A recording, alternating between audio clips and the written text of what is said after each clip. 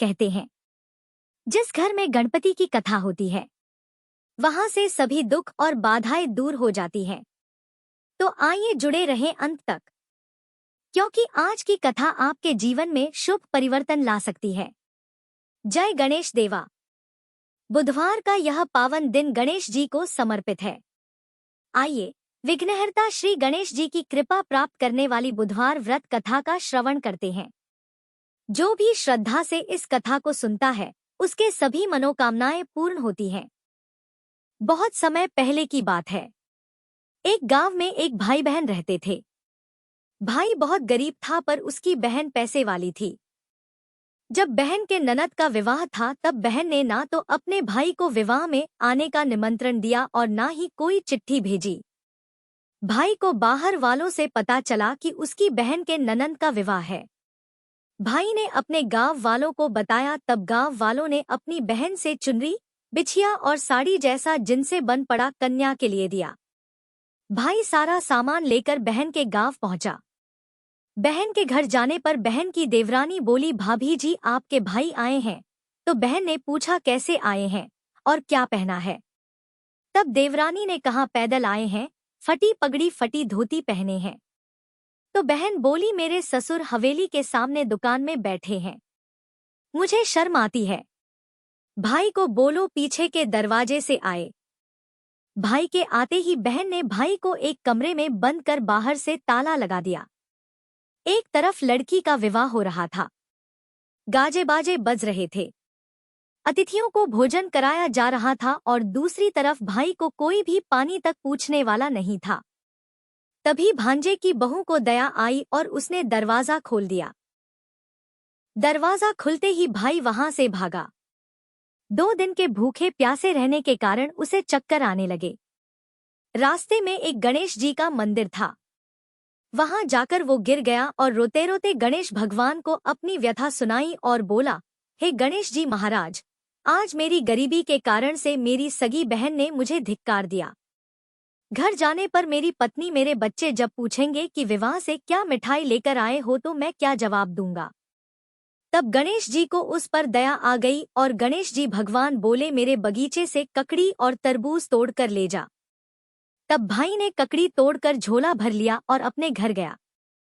घर जाते ही बच्चों ने पूछा, पिताजी बुआ के यहाँ से हम लोगों के लिए क्या लाए हो? झोला खोलते ही छोटे तरबूज सोने के गेंद में बदल गए। बाकी तरबूज काटने से हीरे मोती निकले। पत्नी बोली, आप बहन के घर से इतना कुछ क्यों लाए? आपकी बहन ने हम लोगों को बहुत ज्यादा दे दिया है। भाई ने कुछ भी जवाब नहीं दिया। गणेश भगवान की कृपा से उनके दिन बदल गए। भाई का काम धंधा जोरों से चलने लगा। धीरे धीरे गहने कपड़े रहने के लिए मकान बन गए। पत्नी बोली, एक बार ननद जी को बुलाकर लाओ। तो भाई ने नए कपड़े, नए जूते पहनकर रथ में बैठकर बहन को लेने गया। देवरानी बोली, भाभी जी आपके भाई आए हैं। बहन ने पूछा, कैसे आए हैं और क्या पहना है? तब देवरानी बोली, रथ में बैठकर खूब ठाट बाट से आए हैं। बहन बोली, मेरे भाई को बोलो कि हवेली के सामने से आए, मेरे ससुर देवर जेठ देखेंगे। भाई का बहन ने खूब स्वागत सत्कार किया। भाई बोला, बहन मैं तुम्हें लेने आया हूँ। तब बहन ने कहा, मुझे भी बहुत दिन हो गए हैं, चलो मैं चलती हूँ। भाई बहन को लेकर अपने घर आया। भाई और उसकी पत्नी ने बहन का खूब आदर सत्कार किया। जो चीजें मांगी सब बनवा कर दिया। बहन बोली, भाई मुझे एक जूते चाहिए। तब भाई ने मोची को बुलाया और कहा, मेरी बहन के लिए ऐसी जूती बनाओ जो मुंह से बोले। भाई ने बहन को बहुत सारा धन देकर विदा किया, पर अभी तक वह जूती नहीं आई थी। बहन रवाना होने लगी। तभी मोची जूतियां लेकर आया। बहन की जूती पहनते ही जूतियां बोली, निर्धन भाई की पैसे वाली बहन, गणेश जी का बगीचा नहीं होता तो आज क्या करती? बहन तब भाई की पत्नी से पूछने लगी, यह कहाँ से आवाज आ रही है? तभी भाई ने कहा, सुबह का समय है, कोई जीव जंतु बोल रहे होंगे। भाई ने घोड़े गाड़ी को जल्दी जाने को कहा। बहन के जाते ही पत्नी जिद करके बैठ गई कि जूतियां क्या बोल रही थी। तब पति ने अपनी पूरी आपबीती सुनाई कि कैसे बहन ने मुझे 2 दिन भूखा रखा, कमरे में बंद कर दिया था। भांजे की बहू ने दरवाजा खोला तब मैं बाहर आया और गणेश जी की शरण में जा पहुंचा। गणेश जी की कृपा से हमारे दिन बदले हैं। उसने अपनी पत्नी को सारी बातें बताई। तब पत्नी बोली, अगर मुझे मालूम होता तो मैं आपकी बहन को कुछ नहीं देती। मेरा दिया हुआ सब कुछ वापस लेकर आओ। तब पति बोला, गणेश भगवान ने हमें सब दिया है। अगर वह मुझे भूखा प्यासा कमरे में बंद नहीं करती तो मैं गणेश भगवान के मंदिर में क्यों जाता? क्या मैं गणेश जी को अपना दुखड़ा सुनाता? तुम अपना मन मैला मत करो और अपने पर तो गणेश जी की कृपा है और किस चीज की कमी है। फिर दोनों गणेश जी के आगे झुककर प्रणाम करते हैं और जयकारा लगाते हैं। हे गणेश जी महाराज, जैसी कृपा आपने गरीब भाई पर की वैसे ही अपने सभी भक्तों पर अपनी कृपा बनाए रखना। तो प्रेम से बोलिए, गणेश जी महाराज की जय हो। आइए अब सुनते हैं गणेश जी महाराज की अगली पौराणिक कथा। एक बार देवी तुलसी विवाह हेतु वर ढूंढने के लिए तीर्थ यात्रा पर निकली थी और ढूंढते ढूंढते वह गंगा किनारे पहुंच गई। उस समय गणेश भगवान गंगा किनारे तप कर रहे थे। उन्हें देखते ही देवी तुलसी उन पर मोहित हो गई और उनके मन में गणेश भगवान से विवाह की इच्छा उत्पन्न हुई। फिर देवी तुलसी ने गणेश जी के पास जाकर उनका ध्यान भंग कर दिया। आंखें खोलने के बाद गणेश भगवान के सामने देवी तुलसी खड़ी थी, लेकिन सामने एक स्त्री है। इसलिए अपने क्रोध को नियंत्रण में रखकर गणेश भगवान ने पूछा, आप कौन है देवी, और मेरा ध्यान भंग करने का क्या कारण है? तो जवाब में देवी तुलसी ने अपने परिचय के साथ गणेश जी से विवाह की बात कर ली। उत्तर में गणेश भगवान जी बोले, देवी मैं ब्रह्मचारी हूँ, इस वजह से मैं विवाह नहीं कर सकता। अपने विवाह प्रस्ताव के लिए ना सुनने के बाद देवी तुलसी क्रोधित हो गई और उन्होंने गणेश जी को श्राप दे दिया कि उनका ब्रह्मचर्य टूटेगा और उनके 2 विवाह होंगे। इस बात पर गणेश भगवान भयंकर क्रोधित हो उठे, क्योंकि एक तो वह स्त्री है, इसलिए ध्यान भंग करने पर भी गणेश जी ने कुछ नहीं कहा और इतनी विनम्रता से बात करने पर भी उन्हें श्राप दिया गया। फिर गणेश जी ने भी देवी तुलसी को श्राप दे दिया कि तुम्हारा विवाह शंखचंड नाम के असुर के साथ होगा। एक देवी होकर भी उनका विवाह एक राक्षस से होगा। यह जानकर देवी तुलसी विचलित हो गई और विनायक जी से इस कठोर श्राप से मुक्ति दिलाने की क्षमा याचना करने लगी। फिर गणेश जी को तुलसी देवी पर दया आ गई। वे बोले कि मेरा श्राप तो बदल नहीं सकता, वह तो सच होकर ही रहेगा। लेकिन अगले जन्म में तुम एक पेड़ बनोगी और भगवान महाविष्णु जी को अत्यंत प्रिय होंगी। उनकी पूजा में भी तुम्हारा एक महत्वपूर्ण स्थान होगा और कलयुग के इंसानों को तुम मोक्ष का मार्ग दिखाओगी। लेकिन तुमने मेरा तप भंग किया है और मुझे ब्रह्मचारी होकर भी 2 विवाह का श्राप भी दिया है, इसलिए मेरी किसी भी प्रकार की पूजा में तुम निषिद्ध रहोगी। इस प्रकार देवी तुलसी गणेश भगवान की पूजा में निषिद्ध हो गई। प्रेम से बोलिए, गणेश भगवान की जय। आइए सुनते हैं गणेश जी के विवाह की कथा। भगवान गणेश का मुख हाथी का है और एक दांत भी टूटा हुआ है। इन्हीं 2 कारणों की वजह से उनका विवाह नहीं हो पा रहा था। इस बात से गणेश जी महाराज अक्सर नाराज रहा करते थे। एक दिन एक देवता के आग्रह पर विनायक जी उसके विवाह में अपनी उपस्थिति दर्शाने गए। विवाह स्थल पर पहुंचने के बाद कुछ देवताओं ने मिलकर गणेश भगवान का समय पर विवाह न होने के कारण उपहास किया, जिससे गणेश जी बहुत ही अधिक नाराज हो गए। उसी दिन उन्होंने ठान लिया कि जब तक मेरा विवाह नहीं होता तब तक मैं किसी भी देवता का विवाह नहीं होने दूंगा। गणेश भगवान के पास विवाह और अन्य संदेश लाने का काम उनके प्रिय वाहन मूषक राज करते थे। अब मूषक राज जब भी किसी देवता के विवाह का समाचार लाते तब गणेश जी उसे आदेश देते और मूषक राज अपनी सेना के साथ जाकर उस विवाह के मंडप को गिराकर तहस-नहस कर देते और बारातियों को भी भगा देते। इस तरह गणेश जी और मूषक राज की मिलीभगत की वजह से किसी भी देवता का विवाह नहीं हो पा रहा था। गणपति जी के व्यवहार से तंग आकर सभी देवी देवता भगवान शिव और माता पार्वती जी के पास पहुंच गए और इस विराट समस्या का समाधान मांगने लगे। भगवान शिव और माता पार्वती ने कहा कि इसका हल तो आपको केवल ब्रह्मदेव जी के पास ही मिल सकता है। कृपा करके आप ब्रह्मलोक को जाएं। तब माता पार्वती और महादेव जी को प्रणाम करके सभी देवी देवता ब्रह्मा जी के पास प्रकट हुए। देवताओं की समस्या को ठीक से सुनने के बाद ब्रह्मा जी ने अपनी योग शक्ति से 2 कन्याओं का निर्माण किया। कन्याओं का नाम था रिद्धि और सिद्धि। वह दोनों ब्रह्मा जी की मानस पुत्रियां थीं। उन्हें लेकर ब्रह्मा जी गणेश महाराज के पास गए और उनसे अपनी पुत्रियों को ज्ञान एवं शिक्षा प्रदान करने का निवेदन करने लगे। ब्रह्मा जी का मान रखने के लिए एकदंत भगवान ने रिद्धि और सिद्धि को शिक्षा देना आरंभ किया। फिर उस दिन के बाद से जब भी मूषक राज किसी विवाह की खबर लेकर आते हैं, उस वक्त रिद्धि और सिद्धि गणेश जी को अपनी बातों में उलझा कर रखती थी। इस तरह गणेश जी का ध्यान किसी और विषय पर रहता और दूसरी तरफ देवताओं का विवाह संपन्न हो जाता। एक दिन बुद्धि के देवता भगवान गणेश जी को यह बात समझ आ गई, लेकिन उनके क्रोध में आने से पहले ही ब्रह्मदेव अपनी दोनों पुत्रियों के साथ वहां पर प्रकट हो गए। रिद्धि और सिद्धि को सामने देखते ही गणेश जी का क्रोध बढ़ने लगा, किंतु विनायक जी के मुख से कोई भी शब्द निकलने के पहले ही भगवान ब्रह्मदेव ने कहा है, गणेश जी आपने स्वयं ही मेरी पुत्रियों को शिक्षा दी है और अब मुझे इन दोनों के विवाह योग्य कोई वर नहीं मिल रहा। मेरी आपसे विनती है कि आप ही रिद्धि और सिद्धि से विवाह करके मुझे धन्य कीजिए। परमपिता ब्रह्मदेव जी की शांत वाणी को सुनकर गणेश जी का क्रोध शांत हो गया और वे उस विवाह प्रस्ताव के लिए हंसी खुशी राजी हो गए।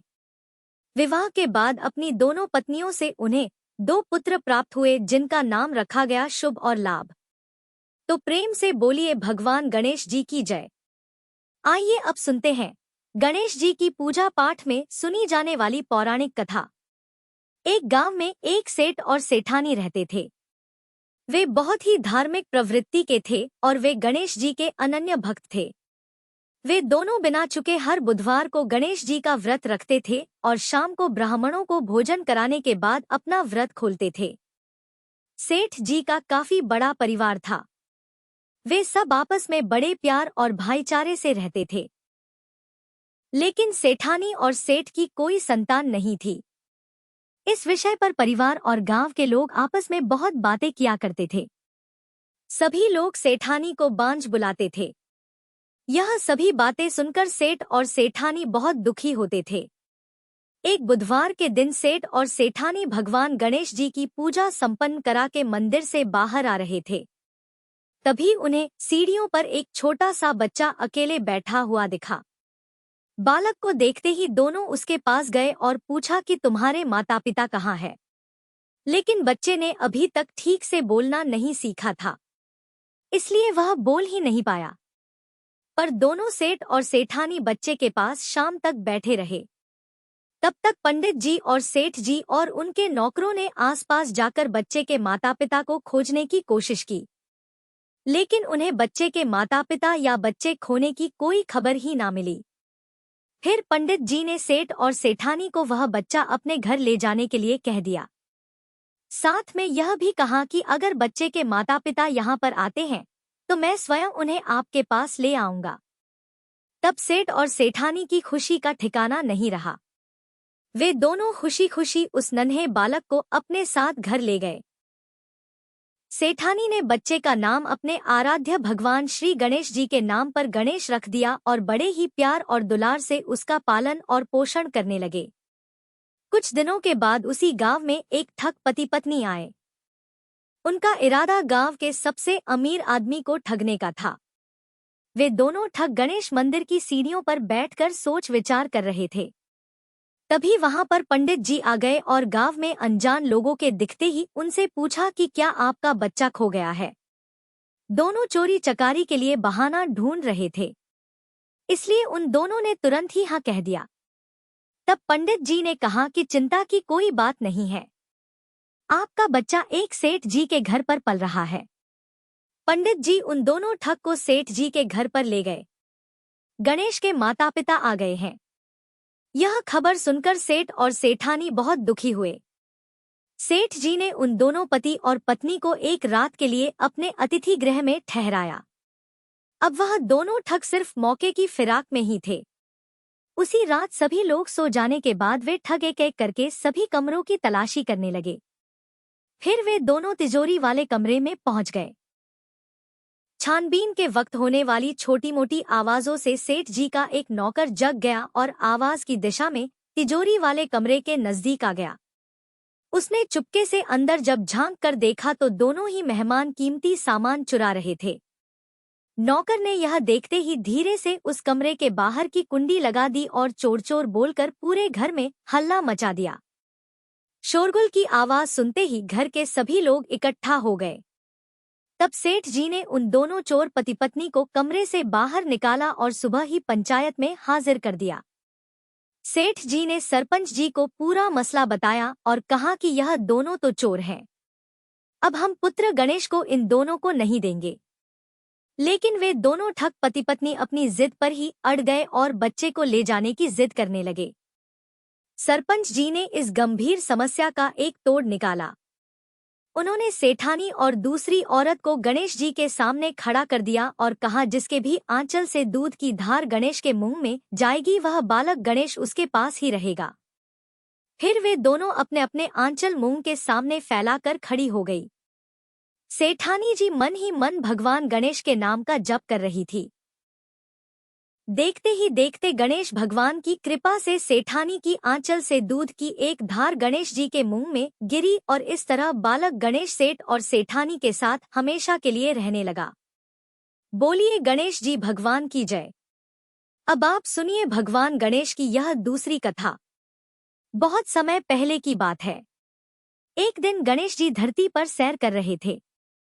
सैर करते करते वे एक अनाज के खेत में पहुंच गए और भूख लगने के कारण उन्होंने उस खेत में से अनाज के दाने तोड़कर खा लिए। वह खेत सेठ धनीराम जी का था। कुछ समय बाद गणेश जी को अपने किए पर पछतावा होने लगा, क्योंकि उन्होंने सेठ जी को बिना पूछे ही उस खेत से अनाज चुरा लिया था। फिर गणेश जी ने सोचा कि अपने किए बुरे कर्म का प्रायश्चित तो करना ही पड़ेगा। इसलिए उन्होंने सेठ जी के यहाँ 12 साल के लिए नौकरी करने की ठान ली। उसके बाद अगले दिन सुबह विनायक जी एक 13-14 साल के एक लड़के के रूप में नौकरी मांगने के लिए धनीराम सेठ जी के घर पहुंच गए और उन्होंने सेठ जी को अपना नाम गणेश बताया। विनायक भगवान की बुद्धिमानी की परीक्षा लेने के बाद सेठ जी ने खुशी खुशी उसे नौकरी दे दी। अब गणेश भगवान एक सामान्य मानव के रूप में सेठ जी के घर पर ही रहने लगे। एक दिन सेठ जी की पत्नी शाम के समय घर का काम खत्म करने के बाद राख से हाथ धोने जा रही थी। यह देखकर गणेश जी ने सेठानी जी के हाथ पकड़कर जबरदस्ती मिट्टी से हाथ धुलवा दिए। गणेश जी की इस हरकत से सेठानी जी बहुत गुस्सा हुई और उन्होंने सेठ जी के कमरे में जाकर गणेश की शिकायत कर दी। सेठानी की सब बातें सुनने के बाद सेठ धनीराम ने गणेश को बुलाया और इस हरकत का कारण पूछा। तब गणेश जी बोले कि सेठानी शाम के समय राख से हाथ धो रही थी और ऐसा करने से घर की लक्ष्मी नाराज होती है, इसलिए मैंने उनके हाथ मिट्टी से धुलवा दिए।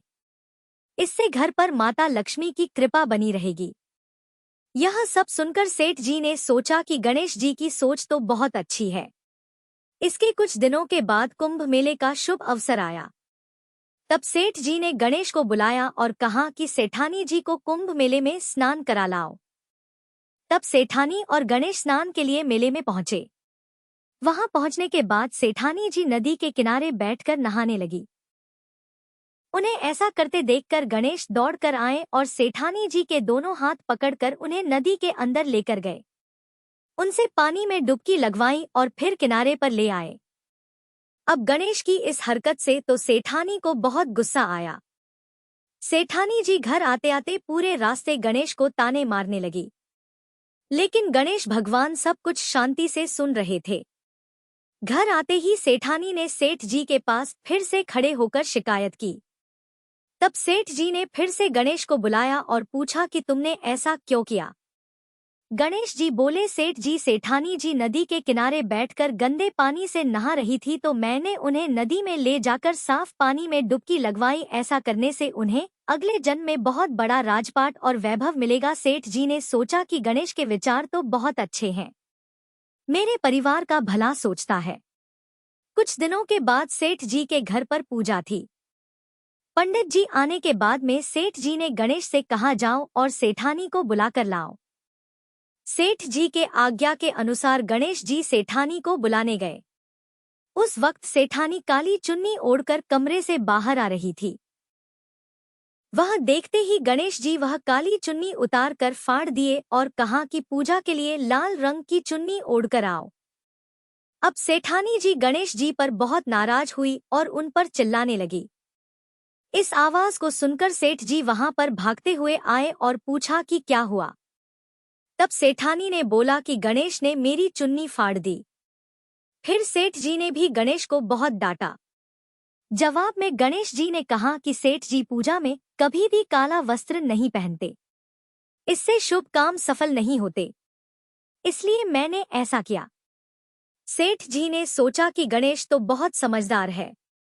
इसी तरह लीला रचाते हुए उसी घर में गणेश जी के 12 साल बीत गए। फिर एक दिन सेठ जी ने नया कारोबार शुरू करने से पहले घर में पूजा रखी थी।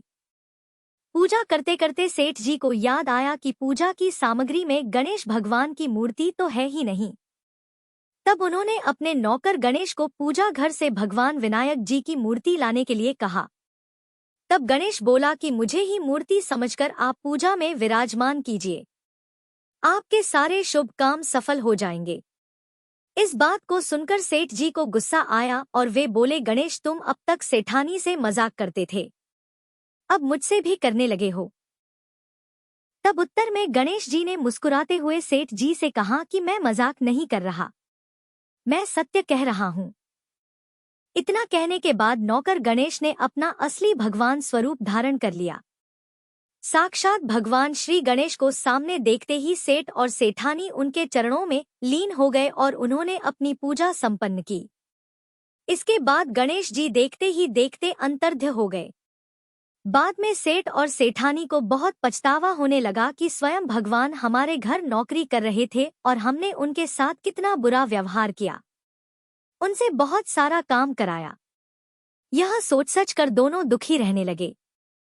फिर उसी रात सेठ और सेठानी के सपने में भगवान गणेश प्रकट हुए और उन्हें समझाया कि मैंने 12 साल पहले तुम्हारे खेत से अनाज के दाने बिना पूछे तोड़ लिए थे और उसी कर्म का दोष दूर करने के लिए मैं 12 साल से तुम्हारे घर नौकरी किया। धनीराम सेठ जी के जीवन की काया पलट हो गई। गणेश जी जैसी माया आपने धनीराम सेठ जी पर की, वैसी ही माया इस कहानी को पढ़ने वाले, सुनने वाले और हर एक व्यक्ति पर करना।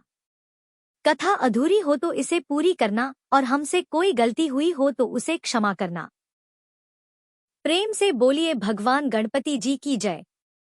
आइए अब सुनते हैं धन समृद्धि प्रदान करने वाली, घर में बरकत लाने वाली माता अन्नपूर्णा की बड़ी ही दुर्लभ कथा। इस कथा को श्रद्धा और भक्ति के साथ पूरा अवश्य सुनिए। प्राचीन काल की बात है, पुरुषोत्तमपुर नामक गांव में एक बहुत धर्मात्मा सेठ जी रहा करते थे। उनके 5 पुत्र और एक सबसे छोटी पुत्री थी। उसका नाम गौरी था। सेठ जी का भरा पूरा परिवार था। सेठ जी ने अपने सभी 5 पुत्रों का विवाह कर दिया था और जब छोटी बेटी गौरी विवाह के योग्य हुई तो उन्होंने उसका विवाह एक दूसरे नगर के अपने ही समान धनी परिवार में कर दिया।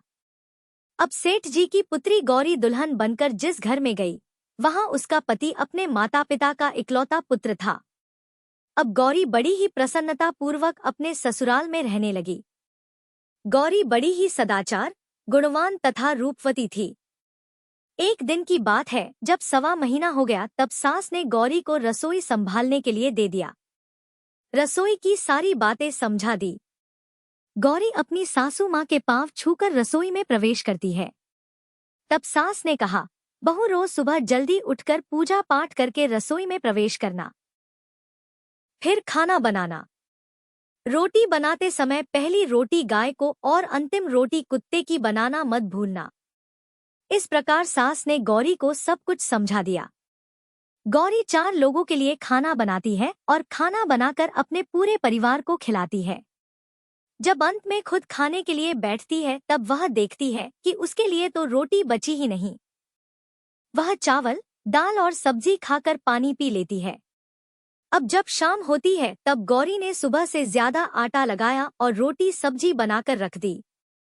जब रात्रि में सब लोग खा लेते हैं तो फिर से जब गौरी खाने के लिए बैठी रोटी का डब्बा खोलती है तो उसमें एक भी रोटी नहीं थी। यह देखकर उसे बड़ा ही आश्चर्य होता है कि उसने तो सुबह से भी ज्यादा आटा लगाया था लेकिन रोटियां बची ही नहीं। अब वह सिर्फ सब्जी खाकर पानी पीकर सो जाती है। अगले दिन फिर उसने कल से 2 गुना ज्यादा आटा लगाया और रोटियां बनाई लेकिन फिर से उसे रोटी नहीं मिली। सभी रोटियां खत्म हो गई थी।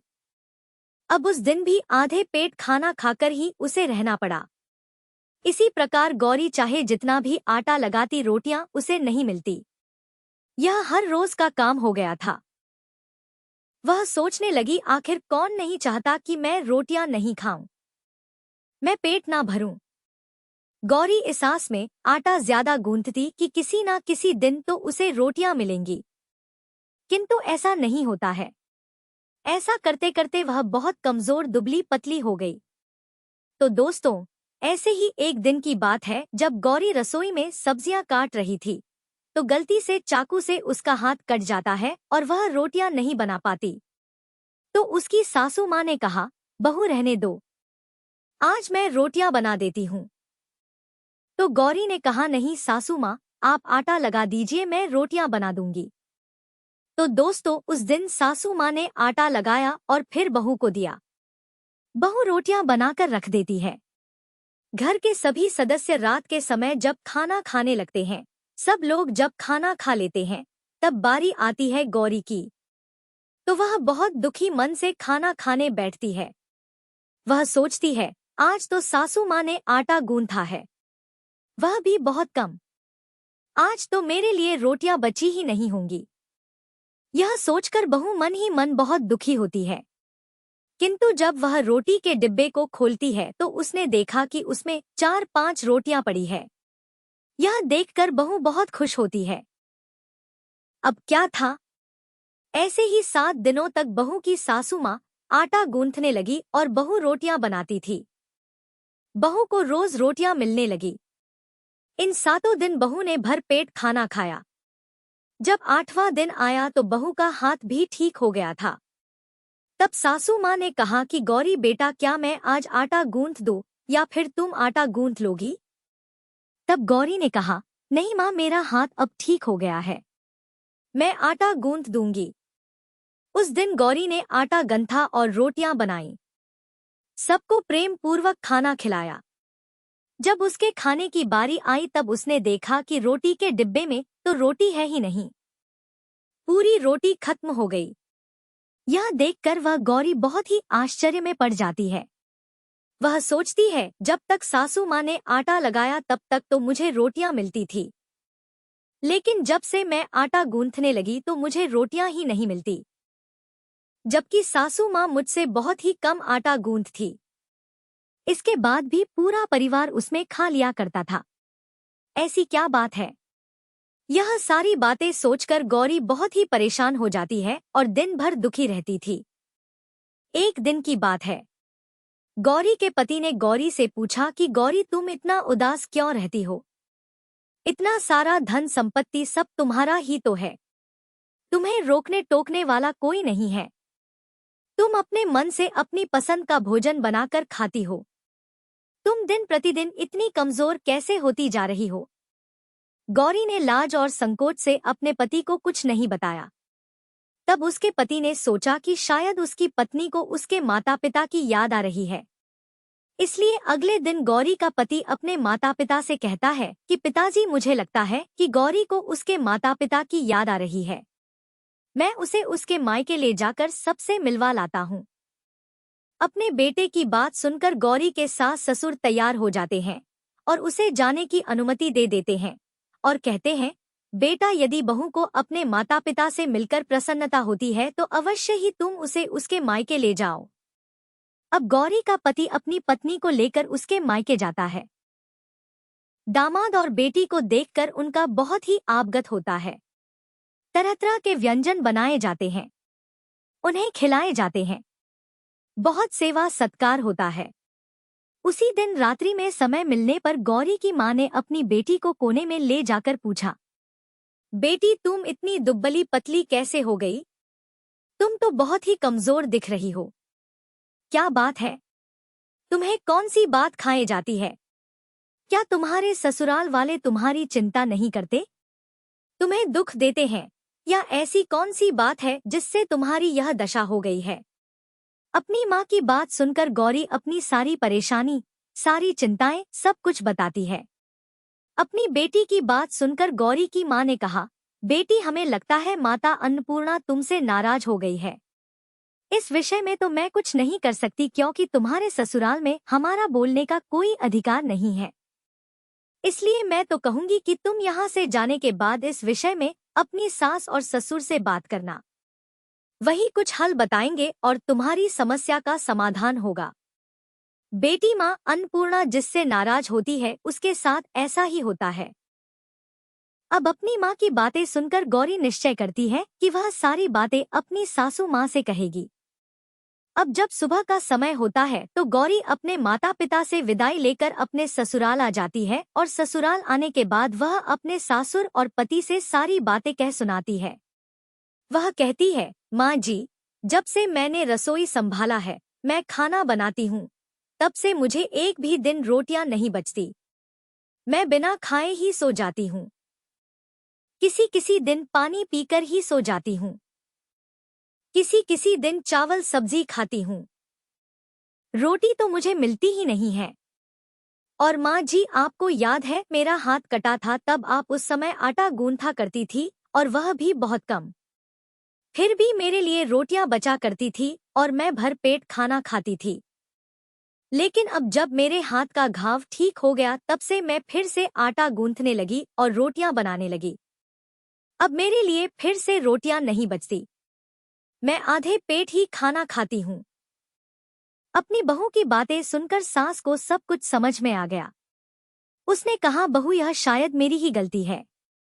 मैंने तुम्हें सब कुछ बताया, सब कुछ सिखाया, लेकिन एक बात तो बताना भूल ही गई।